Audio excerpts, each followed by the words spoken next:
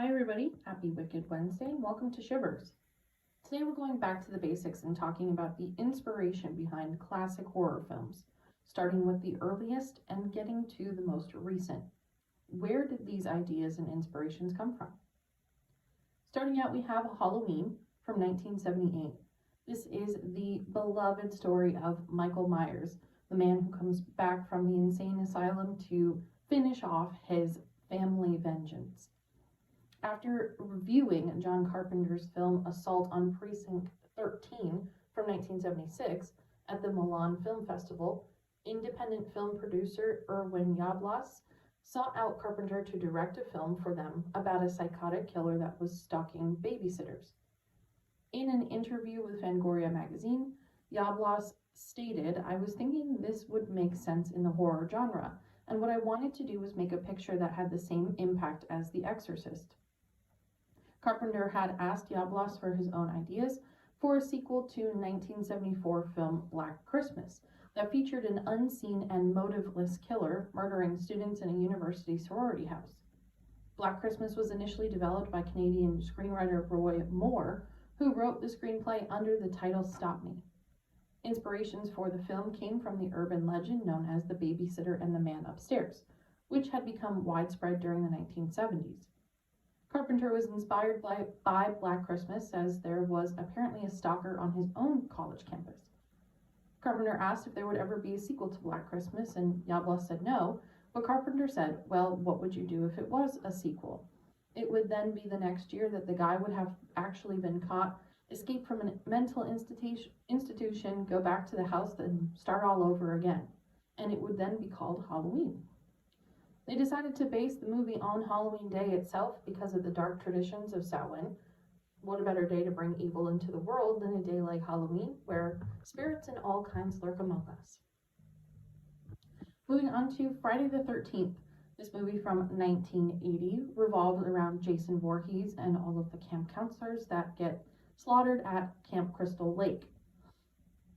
Basically, all of the camp counselors come back to Crystal Lake after a couple of years of Jason Voorhees being dead and drowned in the lake, and all of these things start happening. The concept for Friday the 13th began as nothing more than just the title itself. A Long Night at Camp Blood was the working title Victor Miller used while he drafted a script, but co-producer Cunningham believed that his Friday the 13th title was better, and he rushed to place an advertisement in International Variety first. Initially created by Victor Miller, Jason's final design was a combined effort of Miller, Ron Kurz, and Tom Savini.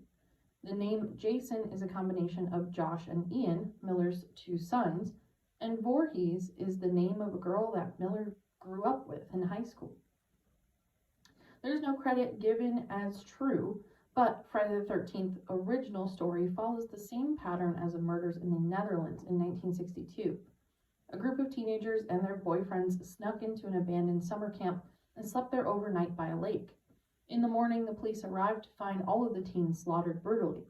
It wasn't until years later that there was a confession. An old counselor of that lakefront summer camp wrote in a suicide note that he killed the teens in an act of vengeance for how he was treated when he worked there. Very eerily similar. Up next, we have Nightmare on Elm Street from 1984. A Nightmare on Elm Street is about a group of Midwestern teenagers who are all experiencing the same nightmarish fate. A man named Freddy Krueger preys upon them in their sleep. Krueger is a badly burned boogeyman who kills people in their dreams, which manifests into their death in real life. Wes Craven, the creator, said that he was struck with inspiration for the Dream Killer when he found an article in LA Times. The article was about a Cambodian family coming to America to escape mass genocide in the killing fields. They made it to the US and all was fine until a young boy in their family was terrified to sleep because he felt that if he slept, he would be killed by something chasing him. He forced himself to stay awake for days at a time, and eventually he did die in the middle of a nightmare. This became the basis for A Nightmare on Elm Street. Craven told Cinefantastique magazine, whatever that magazine is, that it was also not the only article that he saw about this. There were 3 other articles about unexplained deaths of those from Laos, Cambodia. None of the articles connected the deaths together, even though they were all very similar. The last of the men dying in their sleep was found with a Mr. Coffee Maker in his closet and discarded sleeping pills that were never taken. Craven's original script characterized Freddy Krueger as a child molester, which Craven said was the worst thing he could think of and the ultimate villain.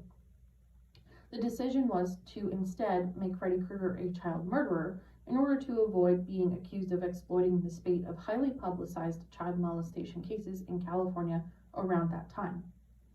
A Nightmare on Elm Street went into production after that, and Craven's inspirations for Freddy Krueger himself included a bully from his school from his youth, the personality, a disfigured and burned homeless man who had frightened Wes Craven when he was 12, and the 1970s pop song Dreamweaver by Gary Wright.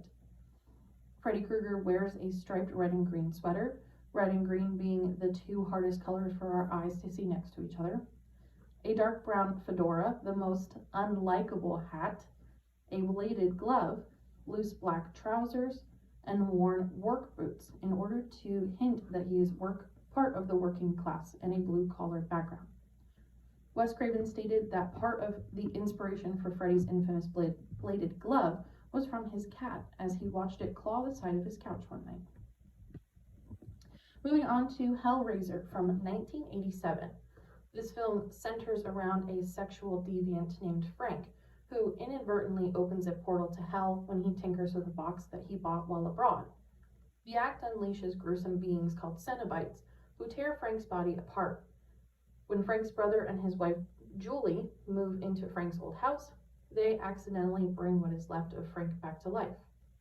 Frank then convinces Julia, his one-time lover, to lure men back to the house so he can use their blood to reconstruct himself. Pinhead, or Hell Priest as he's called, the leader of the Cenobites, kills hundreds of the world's most powerful magicians and steals their magic and knowledge. He gains enough magical knowledge that he's able to massacre not only his fellow Cenobites, but some of the most powerful beings in all of hell. Clive Barker, the director and creator of Hellraiser, was fascinated with the BDSM culture and S&M clothing and clubs in the late 70s, early 80s in New York City. Clive Barker said, "Hellraiser is the story of a man driven to seek the ultimate sensual experience and has a much more twisted sense of sexuality. Pinhead was only in it for 8 minutes, but it quickly became apparent people liked him, and I got a good reaction from the S&M crowd, and still do. I was validating a lifestyle. It was a celebration of the beauty of these strange secret rituals." Clive Barker himself is gay and used this movie to celebrate his sexuality. Not only is the film a calling card to the community, but to himself as well. And the last movie on our list is Scream from 1996. Written by Kevin Williamson and directed by Wes Craven, the 1996 film single-handedly reinvented the once-dead slasher genre for a new generation. While most might hold the film in high regard as an all-time great, it's not usually seen as one of the most scary movies ever made. Ghostface himself is inspired from the Gainesville Ripper, or Daniel Rowland, who went on a 4-day murder spree in Florida, where 5 college students were killed by his blade.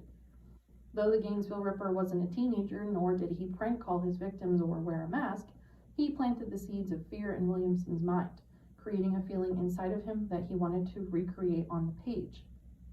The design of the mask bears reference to Edward Munich's painting The Scream, the film poster to Pink Floyd's The Wall, the ghostly characters that appeared in the 1930s Betty Boop cartoons, and Season 1 Scooby-Doo Where Are You Ghosts in the episode of A Night of Fright is No Delight. That is it for our list today. Thank you for listening to today's Wicked Wednesday.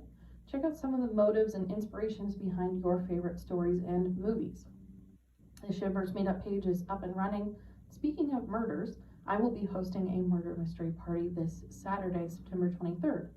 Everyone's welcome to attend either in person or virtually, and each attendee will be given a character. I'm very excited about this event and hope you all enjoy it as we continue to kick off the spooky season.